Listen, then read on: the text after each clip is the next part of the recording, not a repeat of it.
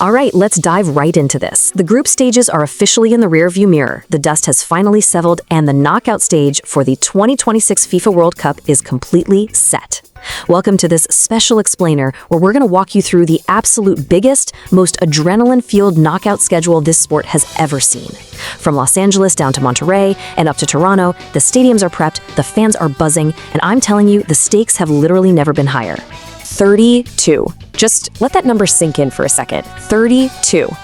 For the first time in the entire history of the World Cup, we're kicking off the knockout stage with 32 teams. I mean, we're looking at 16 separate do-or-die matchups before the field even shrinks down to the traditional Sweet 16. The scale here is just completely unprecedented. Half of the teams that started this massive journey, they're still alive, they're still breathing, and they are still dreaming of lifting that trophy. But listen, here is the cold, hard truth about this new format. From this exact moment on, it is win or go home. That's it. There are no more goal differential tiebreakers to save you. You can't rely on some other team in your group to magically get a result. There is no tomorrow for the losers. You either conquer the team standing right across from you on that pitch, or you're packing your bags, and your World Cup is over. The sudden death reality of this, it's absolutely brutal. So, how exactly is all this incredible drama going to unfold? 6 consecutive days of knockouts. It starts on Sunday, June 28th, and just runs relentlessly, straight through to Friday, July 3rd. It's this nonstop sprint that's basically going to captivate the entire globe. Every single day is going to bring new heartbreak, new heroes, and just ridiculously intense, high-stakes football across the whole North American continent. And we kick the whole shebang off with a standalone clash on Sunday, June 28th. Picture this, 3 p.m. Eastern, under the bright California sun out at the Los Angeles Stadium, we've got Canada taking on South Africa. Now, both of these nations really had to battle their way to second-place finishes in their groups, Canada grabbing second in Group B and South Africa claiming second in Group A. It's just a beautifully balanced opener to literally light the fuse on this round of 32. Then, we roll right into Monday, June 29th, and man, the volume just cranks all the way up with a massive triple header. Boom, boom, boom. At 1 p.m. Eastern, the action hits Houston. Then at 4:30, we jump up to Boston Stadium for Germany against Paraguay. You've got Germany coming off a first-place finish in Group E, taking on a Paraguay squad that slipped in as the third-place team from Group D. And to cap off Monday night, 9 p.m. down in Monterrey Stadium, it's the Netherlands, who absolutely dominated Group F, going up against Morocco, the runners-up of Group C. 3 spectacular matches, one single day. Now, I want to zoom in on that Monday afternoon clash in Houston for a second, because we have an incredible stylistic matchup here, Brazil versus Japan. Brazil is walking into this as the undisputed kings of Group C. They finished first, and they're looking as dangerous as ever. But they're running right into a Japanese squad that fiercely fought their way to a second-place finish in Group F. It's this absolute clash of styles, speed versus pure flair, heading straight for Texas. Okay, so you barely get a chance to catch your breath because Tuesday, June 30th, brings us another immense triple header. The gauntlet moves over to Dallas at 1 p.m. Eastern for Ivory Coast versus Norway, which is a really fascinating matchup between the Group E runner-up and the Group I runner-up. Then, at 5 p.m., we head over to the massive New York, New Jersey Stadium. And finally, at 9 p.m., the atmosphere is going to be totally electric down at Mexico City Stadium. Group A winners, Mexico, will be defending their home soil against Group E's third-place finishers, Ecuador. But think about this for a second.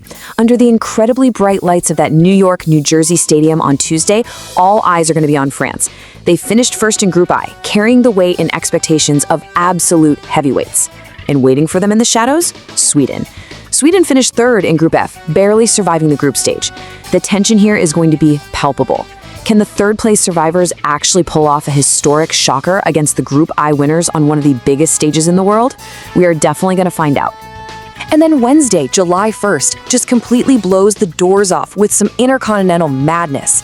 High noon, Eastern Time, down at Atlanta Stadium, we've got Group L winners England taking on DR Congo. And DR Congo literally just topped Uzbekistan in their group stage finale to snatch third place in Group K. What a story! Then at 4 p.m., Group G winners Belgium face Group I's third place Senegal out in Seattle. And then the nightcap at the San Francisco Bay Stadium. Oh yeah, for Wednesday night, we are talking prime time, 8 p.m. Eastern. The USA, who successfully defended their turf to finish first in Group D, are stepping into the Bay Area for a truly massive showdown. Their opponents, Bosnia and Herzegovina, who managed to scrape out of Group B with a third-place finish. Let me tell you, that stadium is going to be absolutely rocking. The entire nation will be watching, and the pressure on the USA to advance is going to be completely off the charts. We push forward to Thursday, July 2nd, and the high-stakes pace literally does not drop for a single second. At 3 p.m. Eastern, we're back on the West Coast at Los Angeles Stadium, where Group H winner Spain take on Group J's second-place Austria. Then we cross the northern border. 7 p.m. at Toronto Stadium, we get a heavyweight European clash. And we're actually staying up in Canada for the late-night special at 11 p.m. Eastern at BC Place in Vancouver. Group A winner Switzerland locking horns with Group J's third-place Algeria. I gotta say, the sheer intensity of that Toronto matchup really cannot be overstated.